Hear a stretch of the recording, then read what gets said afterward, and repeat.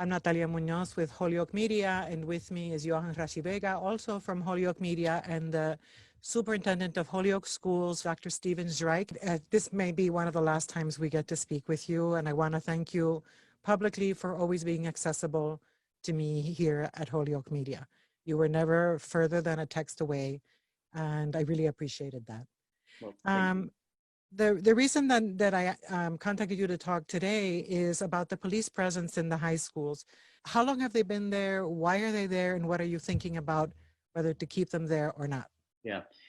So there is just, so to reiterate what you just said, there is an SRO at the Hoyoke High Dean campus and one at the Holyoke High School North campus. I actually don't know how long they've been there. When I first got to Holyoke, they the year before they had a revolving officer that would take they would rotate based on extra shifts. So it was different throughout the year. We made the decision at that time to have a consistent person at the schools. I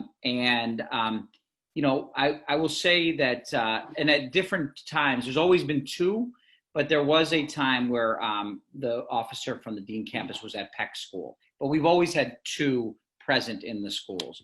And then there is an officer that coordinates their work from the department, from the police department, a lieutenant, Joe Garcia, who's been working with us over the last few years, who's responsible for the SROs and is my contact, has been the contact for the school system.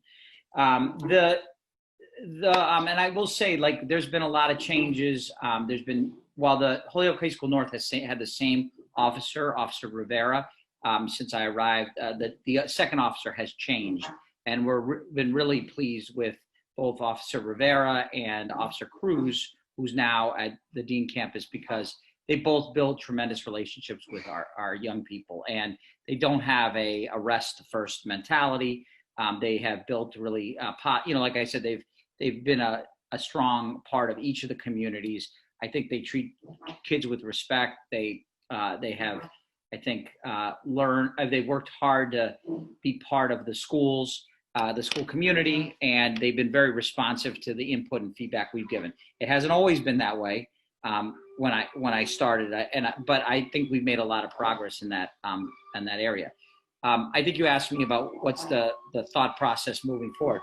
Yeah, there have been conversations about the presence of police in schools. Obviously, that's a national conversation, but it's also one we've been having locally in Holyoke.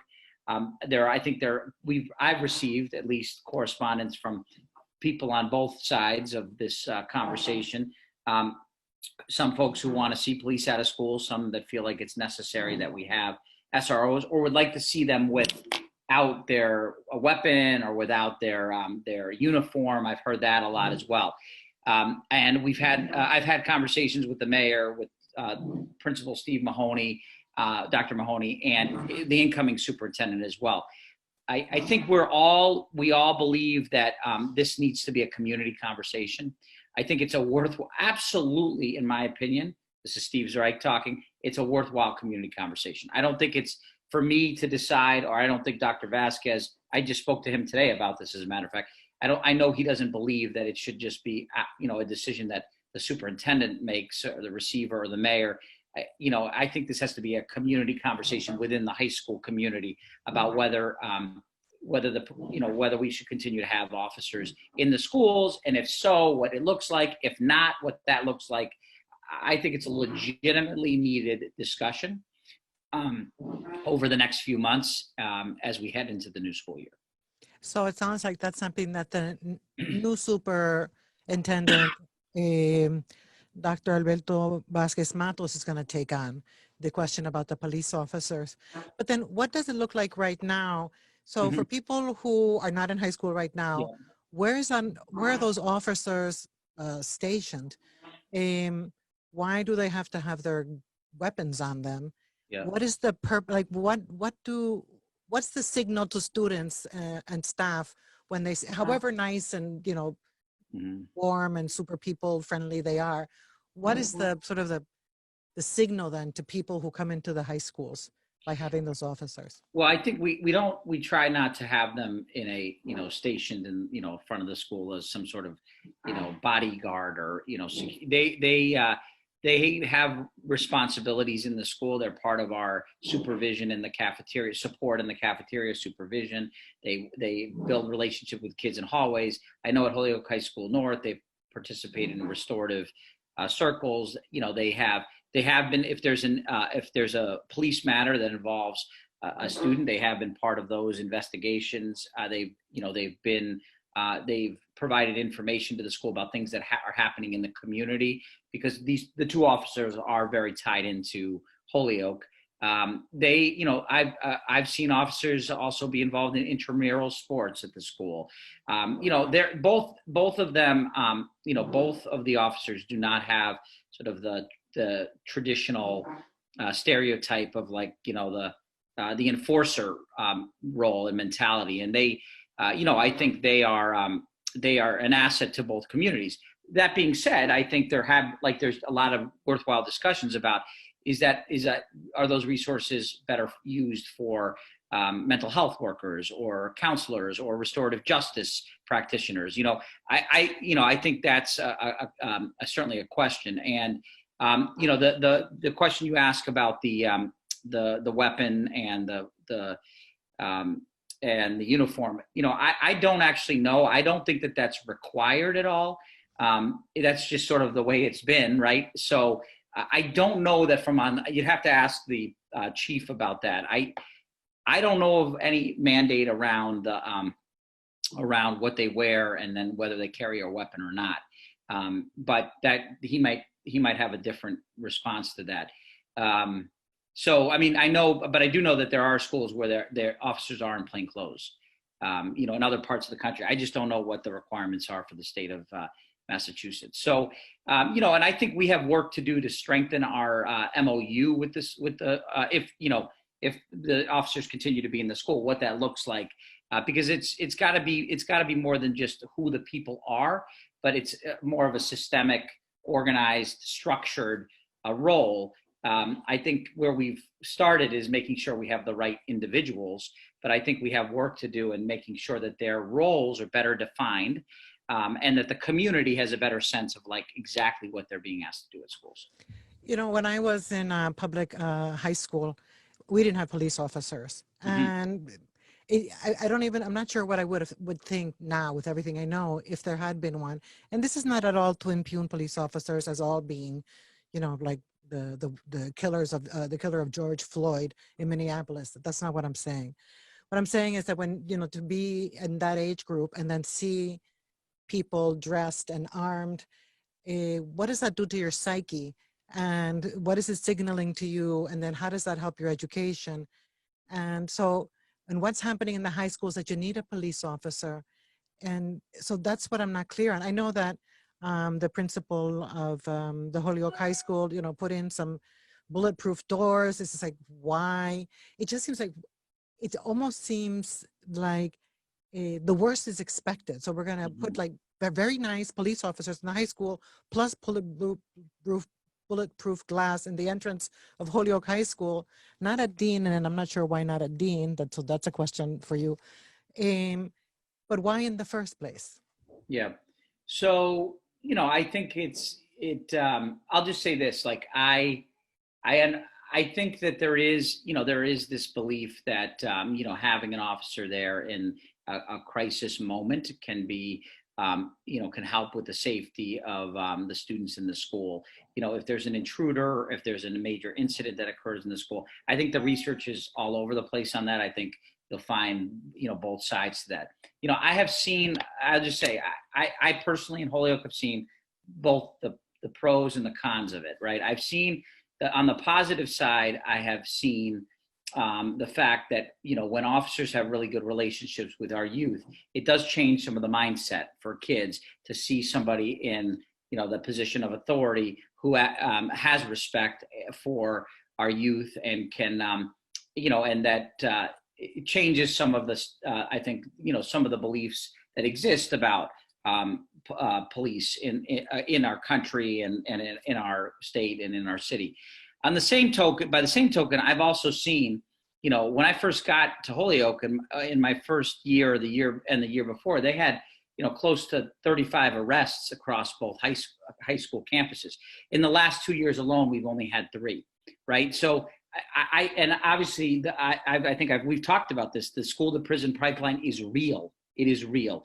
And once children get put into the justice system, that starts a vicious cycle for our youth. And I have plenty of stories in Holyoke. I don't need to see the research. I don't need to talk to folks from I've seen it. I've heard it. I've had parents talk to me about it. I've had youth talk to me about it. And yeah, that makes me nervous. I mean, that's of concern, and when you can't tell me that there was, I don't believe that there was a need to arrest 35 kids.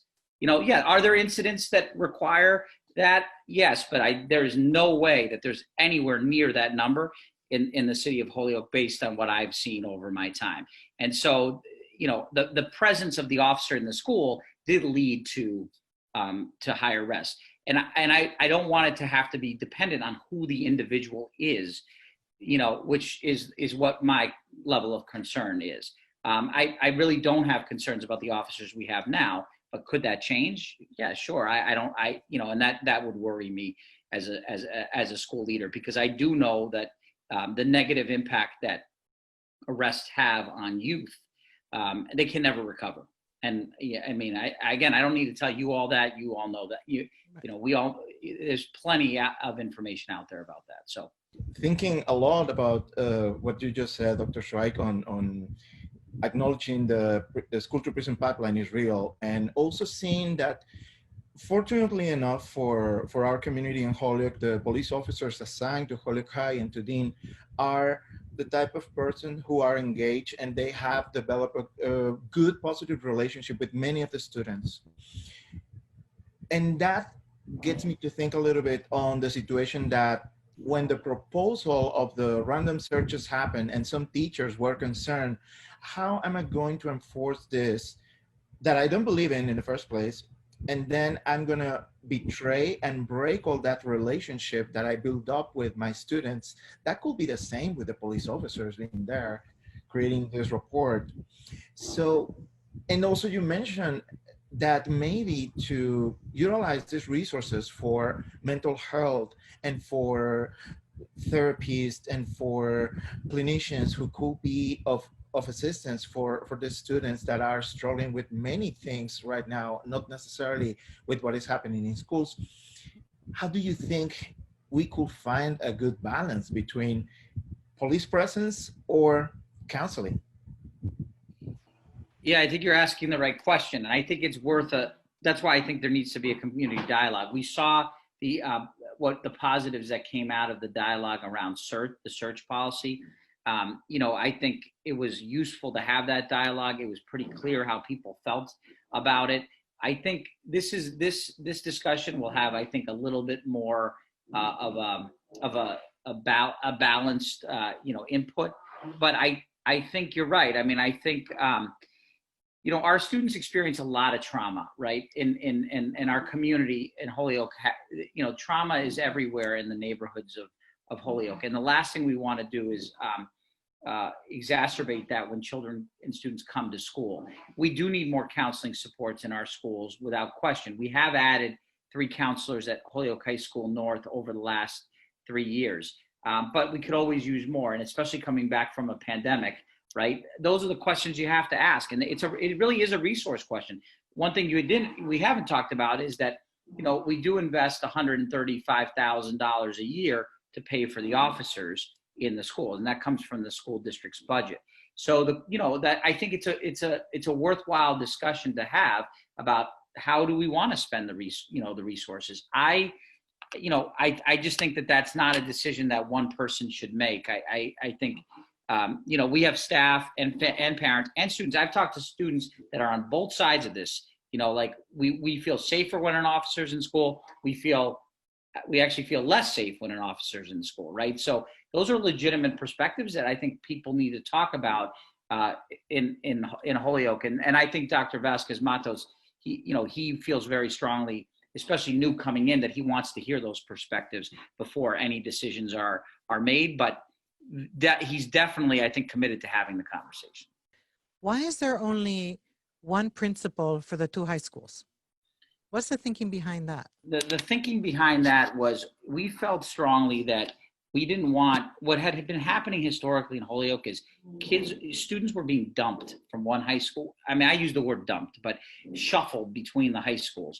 And we saw a lot of students. Dean effectively became the place, the Dean camp, or in that time it was a separate school, where students were being sort of funneled there who weren't, had behavioral issues or so-called behavioral issues, who were not quote unquote college material, who, were guidance counselors were sending there. And then we saw kids being pushed out of Holyoke High School there. And students didn't even necessarily want to be in a career technical program. Like it wasn't even a choice they wanted for themselves. And so part of the high school redesign was to say, we wanted one leader to be over, so there was no incentive.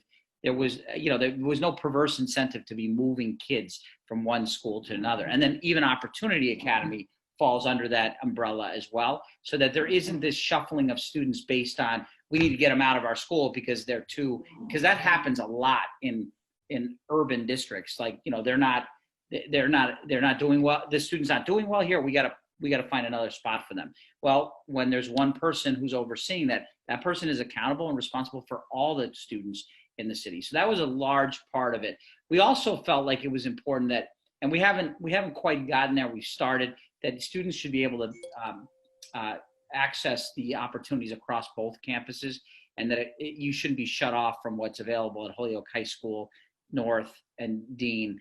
That kids should be able to have access to those opportunities, sports, arts, even the shops eventually. We've done I think a mediocre or mixed job of that so far, but that was part of the planning. But more than anything, Dean had been a dumping ground for many, many years, and was a place that students were sent that others didn't want. And by others, I mean Holyoke High School didn't want. Well, I'm just thinking the timing for you transitioning out from Holyoke schools is one that gives a strong legacy, and at the same time a new set of challenges that we never thought we were going to have to face, like having to adapt a pandemic, having to adapt to this unrest that is happening in the nation, and a whole change of thinking and acting towards these situations. How do you think Holyoke will be able to handle these situations now that you are leaving us? Well, I'm a little biased, so I feel like we have a very strong team of people who are in Holyoke leading our schools and at the central office. And I think we have excellent teachers. I mean, we've had, I feel like we have some very strong educators. I really have a lot of confidence in the folks, and I'm not just saying that. I mean, obviously I had a part in picking a lot of those people and selecting them to work in Holyoke. So I feel pretty strongly. But I think part of a place like Holyoke, one of the things that I would say that I think historically has been a challenge and is a part of what as part of what good leadership needs to be is you have to be ready to be nimble and flexible as a leader. Whether it's the pandemic now, it was the hurricane 2 years ago, it was, there's always shifts happening. And Holyoke, I don't know that historically they've always adapted to the changes in demographics, changes in the student population, changes in programming, changes in current events. I think that's part of what the district I hope is doing better. I know we haven't been able to do that effectively in every area, but I do think like you got to be nimble. And the pandemic is, it's once in a generation, but there'll be something else, right? There'll be another chat. These things are, especially in a city as dynamic and as fluid as Holyoke, there's always changes. And I think school leaders have to be ready to constantly adjust to the children that we're serving. I mean, there could be immigration from another country, to the city of Holyoke in 2 or 3 years. We have to be ready for that. That's just part of what I think good organizations do. And I believe that the people that are leading the district will continue to do that. I think Dr. Vázquez Matos is a perfect match for what Holyoke needs right now. You know, an equity-focused leader, somebody who has a very similar experience to many of the youth that in our school system, and I think he has the right lens and skill set to be able to bring the district to the next level. Okay, so you're leaving. Yes. What do you want Dr. Vázquez Matos to not touch at all? It's like, leave this. This is working. It's getting better. Well, I think the high school redesign work is important work because I think I think the Opportunity Academy, the alternative pathways we have, I would not touch any of that. I think that's really important to maintain. I think the work around getting kids into early college experiences and workforce, I think we need to do more of the workforce part of it. So I would say continue and build on, you know, go further with it.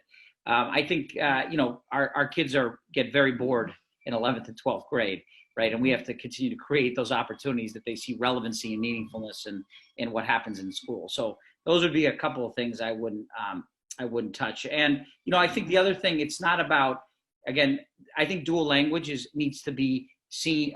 We need to have programs in other parts of the city, and we are opening in Kelly. I do think that's an inequity, right? Like we opened 2 programs in the Highlands of Holyoke. Although Ian White has a lot of kids that come from the center of the city, but why didn't we have a program at Kelly? Why didn't we have a program at Morgan or Lawrence? And so the fact that you know, Dr. Soria is going to be leading that work at Kelly next year excites me, but we have to do more of that because I think, again, the research is pretty clear that dual language experiences for English language learners are the most effective and impactful when you look at achievement data, because it certainly values their values culture, values language in ways that a traditional ESL programs or bilingual programs you know, haven't. So those are the areas that I would and I've already shared that. I've already shared those things with him. And I don't think he has any intention of making any changes to those programs.